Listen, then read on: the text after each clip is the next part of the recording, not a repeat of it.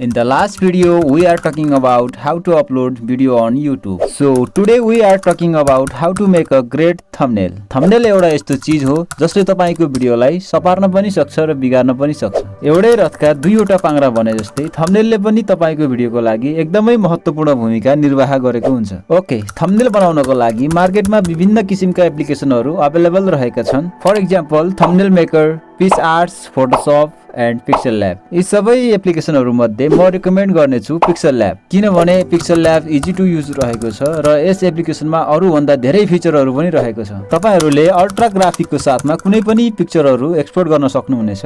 यदि तपाईहरुसँग यो एप्लिकेसन छैन भने एप स्टोर अथवा प्ले स्टोरबाट डाउनलोड गर्न सक्नुहुनेछ।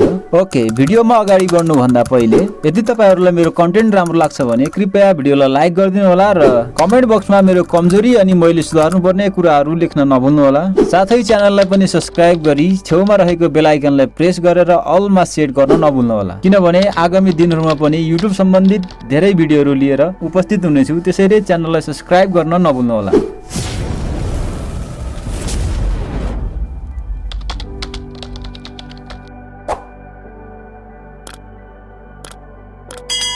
ओके, सबैभन्दा पहिला पिक्सल ल्याब एप्लिकेसनलाई ओपन गर्नु होला।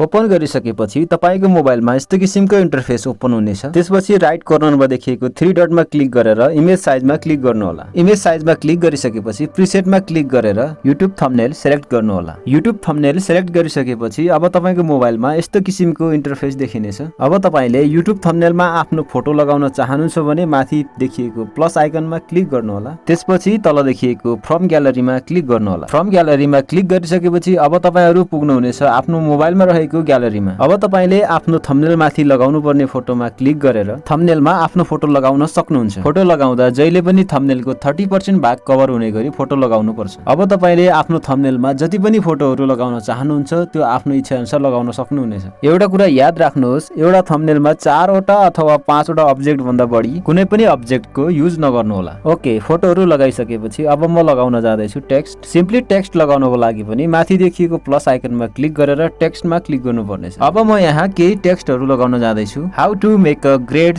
थम्बनेल। टेक्स्ट एड गरिसकेपछि तपाईहरुले झ्याप्प हेर्दाखेरि पढ्न मिल्ने र पढ्न सजिलो हुने गरी एउटा फन्ट सिलेक्ट गर्नु होला। त्यसपछि अब तपाईहरुले कलरिङ पनि गर्न सक्नुहुनेछ। कलरिङ गरिसकेपछि तपाईहरुले अब ब्याकग्राउन्ड कलर पनि चेन्ज गर्नुपर्ने हुन्छ। ब्याकग्राउन्ड कलर चेन्ज गर्दाखेरि तपाईले थम्बनेलको लागि लगाउनु भएको अब्जेक्टहरू हाइलाइट हुने गरी ब्याकग्राउन्ड कलर लगाउनु पर्ने हुन्छ। थम्बनेलको लागि सबै कामहरू सकिएपछि अब तपाईले माथि देखिएको एसडी कार्ड आइकनमा क्लिक गरेर सेभ इमेजमा क्लिक गर्नु होला। क्लिक गरिसकेपछि तपाईको मोबाइलमा यस्तो किसिमको इन्टरफेस ओपन हुनेछ। त्यसपछि क्वालिटी अल्ट्रा मा सिलेक्ट गर्नु होला र सिम्पली सेभ टु ग्यालरी लेखेको ठाउँमा क्लिक गरेर आफ्नो थम्बनेललाई सेभ गर्नु होला।